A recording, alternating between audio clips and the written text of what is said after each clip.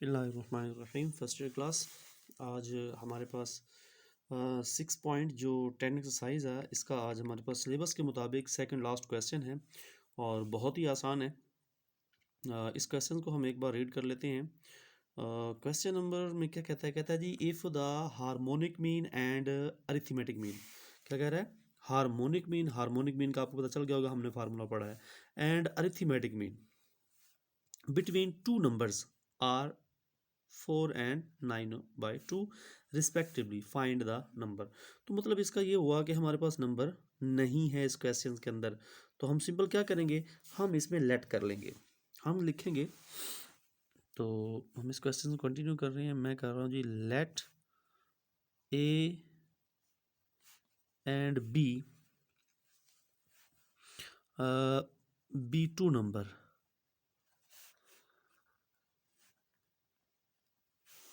B two numbers.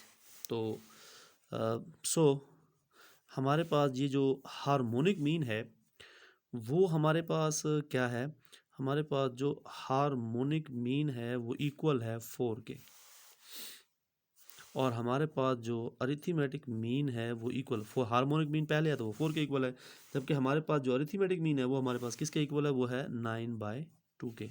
तो simple सी बात है, हार्मोनिक मीन का फार्मूला होता है, वो होता है 2ab dividing by a plus B is equal to 4 के। इसको हम क्रॉस मल्टीप्लाई कर लेते हैं तो हमारे पास आ जाएगा 2ab is equal to 4 into a plus B. अगर देखा जाए यहाँ पर भी 2 पे डिवाइड कर दूँ, यहाँ पे 2 से कैंसिल हो जाएगा। आपके पास आ जाएगा A B is equal to 2 into A plus B. इसे आप इक्वेशन नंबर 1 का नाम दे दें। क्लियर? ये मैंने हार्मोनिक मीन को लिया है। किसको लिया है मैंने? हार्मोनिक मीन को। अब मैं अरिथमेटिक मीन को लेता हूँ।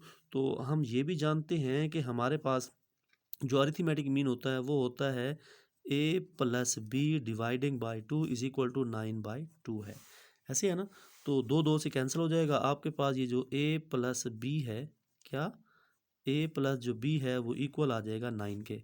इसे आप नाम दे दें इक्वेशन नंबर 2 का। अब ये जो ए प्लस बी है ना, ए प्लस बी, इसको आप पुट कर दें, यहाँ लिख भी दें, put A plus B is equal to 9 in equation number 1। इसको आप 1 में पुट कर दें तो देखें वो है आपके पास A B is equal to 2 का 2 आ जाएगा, और इसकी जगह पे आपके पास क्या आ जाएगा, आपके पास 9 आ जाएगा। सो आपके पास ए और बी इज इक्वल टू हो जाएगा 18। क्लियर? अब मुझे यहाँ से ए की कीमत निकालने दो। ए की कीमत निकालूंगा तो मेरे पास 18 बटा आ जाएगा बी। इसे मैं आर्जी तौर पे नाम दे देता हूँ ए का। अब ये जो मेरे पास आंसर आया ना, ये वाला जो आंसर आया है, इसका आप जहाँ दिल करें, इक्वेशन नंबर 1 में या इक्वेशन नंबर 2 में, कहीं पर भी पुट कर दें। तो मैं, मेरे ख्याल में ज़्यादा आसान रहेगा कि अगर मैं इसे इक्वेशन नंबर 2 में पुट कर देता हूँ। तो मैं यहाँ पुट करता हूँ, put A is equal to 18/b in equation number 2। तो मैं इसको 2 में पुट कर रहा हूँ।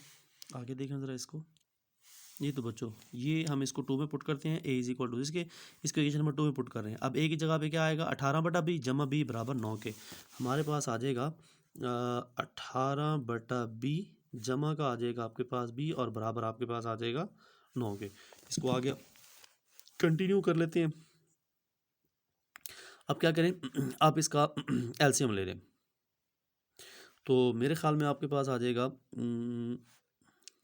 बी आ जाएगा, यहाँ आ जाएगा 18 जमा आ जाएगा बी का स्क्वायर बराबर आ जाएगा 9 कि इसका बड़ा कुछ नहीं तो क्रॉस मल्टीप्लाई कर दें। आपके पास आ जाएगा बी का स्क्वायर जमा का 18 बराबर आ जाएगा 9 बी के।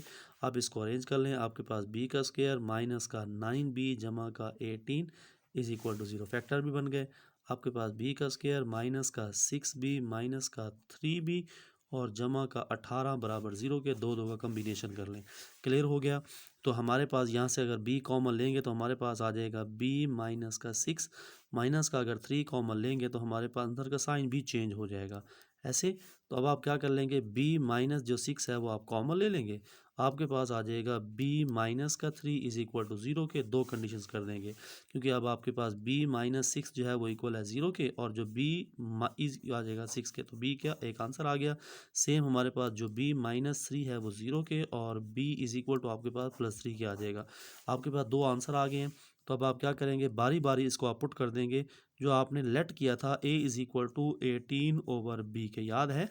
अब आप क्या करेंगे, ये वाला भी आंसर यहीं पुट कर देंगे और ये वाला भी आंसर यहीं पुट कर देंगे। तो देखें ए बराबर आपके पास आ जाएगा 18 के, बटे में क्या है बी, बी की जगह पे आप 6 पुट करेंगे तो ए बराबर आपके पास आ जाएगा 3 के, तो ए आ गया 3 के। सेम आपके पास यहाँ इसकी जगह पे बी की जगह पे आप क्या पुट करेंगे, ए बराबर है 18 और बटे में बी की जगह पे आप 3 पुट करें तो ए बराबर आ जाएगा आपके पास 6 के।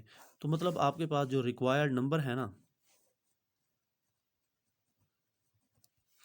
रिक्वायर्ड जो नंबर हैं वो आपके पास मतलब ए इज़ इक्वल टू, या यूँ लिख लें आप 3 6 एंड 6 3, जो दिल करे आप लिख लें, मतलब 3 6 या आप 6 3 लिख लें। तो ये आपके रिक्वायर्ड जो हैं वो नंबर हैं। ये हमारा क्वेश्चन नंबर जो 16 है वो हो गया। सेम क्वेश्चन नंबर आपके पास आगे जो 17 है वो भी इसके जैसा है, उसको ज़रा आप देखें। जी, तो ये आपके पास क्वेश्चन नंबर 17 है, सेम क्वेश्चन नंबर 16 के जैसा है। क्या कहता है, कहता है इफ़ द ज्योमेट्रिक मीन, उसमें कहता था harmonic mean and arithmetic mean, इसमें कह रहा है geometric mean and harmonic mean between numbers, two numbers 4 and 16। मतलब हमारे पास जो ज्योमेट्रिक मीन है वो इक्वल है किसके, वो इक्वल है 4 के, और सेम हमारे पास जो हार्मोनिक मीन है वो इक्वल है 16/5 के। तो फाइंड इसमें नंबर करने हैं, तो अब हमने यहाँ पर नंबर जो है वो बताने हैं। क्लियर हो गया। तो अब हम करते ऐसे हैं कि नंबर हमारे पास है नहीं तो हम लेट करते हैं, let A and B be the be two numbers. तो हमने ए और बी की वैल्यू फाइंड आउट करनी है। तो अब हमारे पास बाय गिवन कंडीशन है, वो क्या है जी, वो हमारे पास ये है कि हमारे पास ये जो 4 है ना, 4 ये बराबर है ज्योमेट्रिक मीन के, और ज्योमेट्रिक मीन जो होता है वो ए बी के ऊपर जिज़र होती है। तो सिंपल है, आप क्या कर लें, आप ऐसा करें कि जिज़र हटाएं। तो जिज़र कैसे हटती है, जिज़र ऐसे हटते दोनों साइडों में मुरब्बा लेना पड़ता है। तो ए बी बराबर आ जाएगा 16 के, क्योंकि आप इधर भी मुरब्बा लेंगे, मुरब्बे से जिधर ख़त्म, इधर मुरब्बा लेंगे 4 का, 16 हो जाएगा। इसे आप इक्वेशन नंबर 1 का नाम दे दें। सेम सेम आपके पास क्या हो जाएगा, आपके पास जो 16/5 है वो बराबर है हार्मोनिक मीन के, और वो होता है 2ab ओवर होता है आपके पास a प्लस बी के। तो ये आप ऐसा करें कि वो जो इक्वेशन है ना, वो कीमत है वो यहाँ पुट कर दें। आपके पास 16/5 बराबर आपके पास 2 का 2, और ए बी की जगह पे आ जाएगा 16 और बटे में आ जाएगा a जमा b। तो उसके बाद आप ऐसा करें कि 16 को 16 के साथ कट ही कर दें, कट हो सकता है ना। तो आपके पास 1/5 बराबर आ जाएगा 2/a जमा बी, इसको क्रॉस मल्टीप्लाई कर दें, a जमा जो b है वो बराबर आपके पास आ जाएगा, अल्लाह भला करे 5 दूनी 10, ये इक्वेशन नंबर 2 हो जाएगी। अब आपने इक्वेशन नंबर 2 और इक्वेशन नंबर 1 को आपस में कैलकुलेट करना है और इनके आंसर निकालने हैं। सो सिंपल क्वेश्चन, इसको आप खुद से ही करेंगे। ठीक हो गया बच्चों। तो हमारी जो 6.10 एक्सरसाइज थी वो ख़त्म हो गई, और सेम हमारा ये चैप्टर जो है वो भी ख़त्म हो गया। इसमें एक एक्सरसाइज रहती है 6.11 है, वो उस पर कोई इतना ज़्यादा वो मेन जो है वो क्वेश्चन नहीं है, तो उसको हम नेक्स्ट जब रिवीजन करेंगे तो तब उसको देख लेंगे। तो हमारा चैप्टर नंबर जो 6 जो है वो आज एंड हो गया। ठीक हो गया बच्चों। तो नेक्स्ट देखते हैं हम क्वेश्चन नंबर 7 स्टार्ट करते हैं, या चैप्टर नंबर 8, जैसे भी होगा हम देख लेंगे उसको। आज के लिए इतना ही, अल्लाह हाफिज़।